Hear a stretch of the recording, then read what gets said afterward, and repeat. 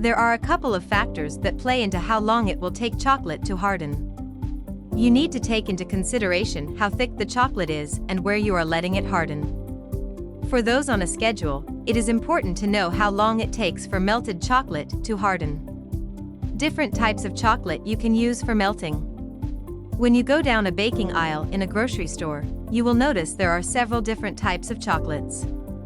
Some of the most common types you will see that people use for melting include candy melts, chocolate chips, baking chocolate, and couverture chocolate. Certain types work better for melting than others do. Candy melts. Candy melts consist of sugar, milk solids, vegetable oils, flavorings, and colors, but they do not have cocoa butter. So, they are technically not chocolate even though they are often used as it. Candy melts are readily available and are ideal for candy making, molding, dipping, or coating. Chocolate chips.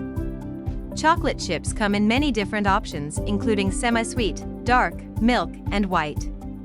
To hold their shape while baking, they contain soy lecithin, which raises the melting temperature.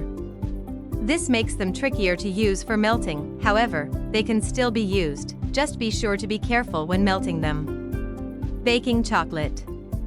Baking chocolate comes in 4-ounce bars and is great for use to make brownies, ganache, and other decadent chocolate desserts. It comes in unsweetened, bittersweet, semi-sweet, and sweet. The semi-sweet and sweet options can be used for melting, similar to how chocolate chips are used. Couverture. Couverture is the best option to use for melting. It is a type of high-quality chocolate that has a higher percentage of cocoa butter than baking or eating chocolate does. To ensure they are high quality, couverture chocolate in America must have at least 35% cocoa solids and 31% cocoa butter. How to temper chocolate. Tempering chocolate is the process of heating and cooling chocolate to stabilize it for making candies and decorations. Though there are a couple of different ways to do it, the most popular way is by doing a process called seeding. In this method, the chocolate is finely chopped and 2/3 of it is heated in a double broiler to 110 to 115 degrees Fahrenheit. When tempering, it is important to use a thermometer as the temperature will make a difference. Tips and tricks. Not only does chocolate taste amazing, but it can also make for some elegant-looking decorations and candies. When using melted chocolate, it is important to know how long it needs to be set, otherwise, you will have a mess on your hands.